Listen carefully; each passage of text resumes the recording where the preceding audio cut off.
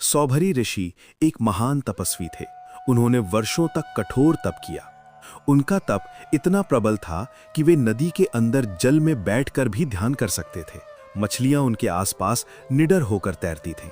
एक दिन सौभरी ऋषि ने देखा कि दो मछलियां प्रेम में मग्न होकर साथ साथ क्रीड़ा कर रही हैं। ये दृश्य देखकर ऋषि के मन में पहली बार कामना यानी इच्छा जागी।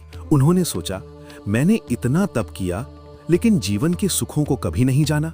यहीं से उनका मन डगमगा गया। सौभरी ऋषि तब छोड़कर राजा मांधाता के पास गए और बोले, मैं आपकी किसी कन्या से विवाह करना चाहता हूं। राजा आश्चर्य में पड़ गया।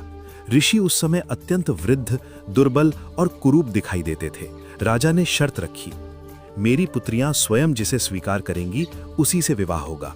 सौभरी ऋषि ने अपनी तप शक्ति से युवक, सुंदर और तेजस्वी रूप धारण कर लिया। राजा की 50 पुत्रियां एक साथ सौभरी ऋषि पर मोहित हो गईं। ऋषि ने उन सभी से विवाह कर लिया। सौभरी ऋषि ने अपनी तप शक्ति से भव्य महल, असीम धन, सुख सुविधाएं सब कुछ रच दिया। हर पत्नी के लिए अलग अलग महल, सेवक, ऐश्वर्य था, लेकिन फिर भी उनका मन कभी तृप्त नहीं हुआ। जितना भोग बढ़ा उतनी ही इच्छा बढ़ती गई। एक दिन सौभरी ऋषि को अचानक बोध हुआ कि जिस तप को पाने में मैंने जीवन लगा दिया, वही तप मैंने एक क्षण की इच्छा में नष्ट कर दिया। उन्होंने देखा कि इच्छा कभी समाप्त नहीं होती, वो केवल बढ़ती है। उसी क्षण उन्होंने सभी भोग त्याग दिए, राजपाट छोड़ा और पुनः वैराग्य का मार्ग अपनाया। कथा की शिक्षा, इच्छा सबसे बड़ा बंधन है। इंद्रियां शांत ना हो तो तब भी गिरा सकती हैं।